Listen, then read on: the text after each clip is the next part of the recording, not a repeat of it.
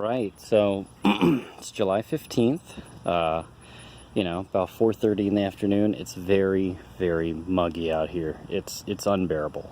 You can see, maybe you can't, we may have a storm coming in here soon, about a 50% chance, and then a couple different periods through the week where we might get some. So right before that humidity breaks, it always ramps up and it's totally miserable. So I'm going to try to get through this as quick as possible. Nothing really new going on as far as the containers are going. I do have my aronia is finally starting to ripen, and I may actually just freeze these. I hear is the best way to make them a little more palatable. Got a new addition here. I believe it's Ansomia. I think it's in the milkweed family. I need to double check. Jonathan apple is not looking too hot. There is still some green. There is still some life. And I actually returned the other one to the store, or at least got a refund, because it just wasn't, it had no life in it whatsoever. So that's a disadvantage of using the bargain bin. Butterfly bush has rerouted extremely well and is, probably going to be just about ready for put in the ground, maybe in the fall. So that's all my containers. Little these little guys, they're just not getting much larger. Hopefully after a few good rains we'll really get some little mouse melons. I do need to save some seed for a couple, so we can head to the rest of the garden here. My yard is an absolute mess. My son, we play out here every day, so we just been getting a little lazy and we've been gone a lot. If anyone knows what these little caterpillars are, I want to say monarch. I could be dead wrong. I believe they only feed on milkweed. And this is my lovage that they are just destroying, which is fine. It's a huge plant. So coming on over here, this is the Zucchino rampicante. It has totally taken over this corner. And here's one of the young fruit.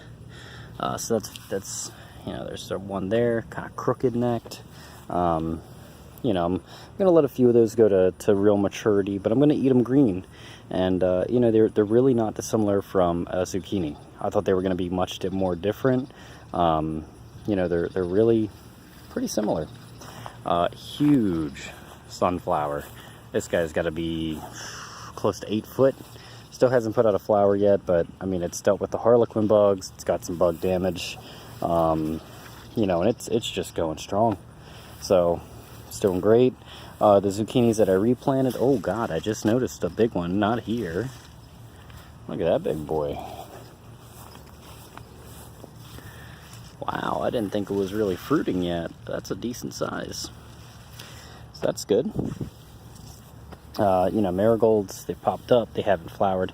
And these marigolds, this is the tall mix, they smell just like honeysuckle. I don't know if I mentioned that already. My little garden here, little corn garden's doing great. I actually pulled off a really great looking ear of corn. I'm going to give the others a couple days to mature. I'm also eating some of the purple pole beans off this, and even though it's taking a very long time, I am getting some seeds for I keep calling it escarole. I believe it's actually an endive. The endive and then the red romaine. I haven't eaten the flowers off of my little fennel, and I've seen all kinds of wasps with that, so that's really exciting. Sunflower, good morning or good afternoon. These guys have been buzzing with bees, doing great. All my basils, all my tomatoes are doing great. I got some flowers I need to nip off. And everything's really ripening because it's just that ungodly weather. I'm slowly being taken over by sunflowers, and I kind of don't hate it. So I'm just going to let them do their thing, and until they really get in my way, I don't see a reason to take them down. The shiso has done all right here. It seems to wilt a little bit. There's definitely been some transplant stress, but the artichokes are finally coming in. I've been looking up tips to overwinter these, and after last winter, it should be a milder one this year. And then this zucchino has totally taken over. Just a constant battle with this thing. But I mean, it produces really cool fruit. Look at this guy. So I'll need to definitely, you know, kind of carve out a larger area next year.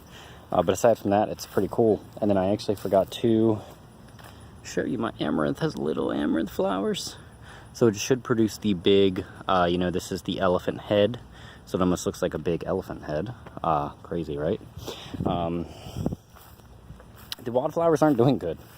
The soil, admittedly, was terrible. It was really just overturned, you know, like grass. I didn't add any compost or horse manure. I thought I was going to, and I did not get around to it. So, you know, live and learn. I'm just going to let it kind of, at this point, it's really just shading the ground. And in the fall, I'm thinking about putting like some rhubarb in there. The next year, I'll have some rhubarb pop up. This random squash, this actually looks more like a pumpkin to me. But we're going to find out. It still has not fruited. Oh, actually, it's a butternut. I see it over in my neighbor's yard. I guess they just earned themselves a butternut. Calla lily, or sorry, daylily. Just really saving the bulb. I had to dig that out of the front. And now these guys are doing beautifully still. Very healthy growth. The beets underneath didn't fare so well. I'm going to see if they pop back in the fall or hopefully after enough rain. And then over here has become kind of a zucchini garden. There's a couple little zucchinis. It's pretty much all zucchini. And potatoes are dying back. Sunflowers going wild. So that's pretty much the garden. And there's just one other thing I wanted to show you guys. I noticed that this was like really wearing down very quickly. And I was thinking maybe it was worm activity. And if you look, see if I can uncover a few. These are, I believe they're black soldier fly larvae. And they're just eating this stuff up. So I'm letting them break it down, and I'll be using it in the fall. Alright guys, see ya.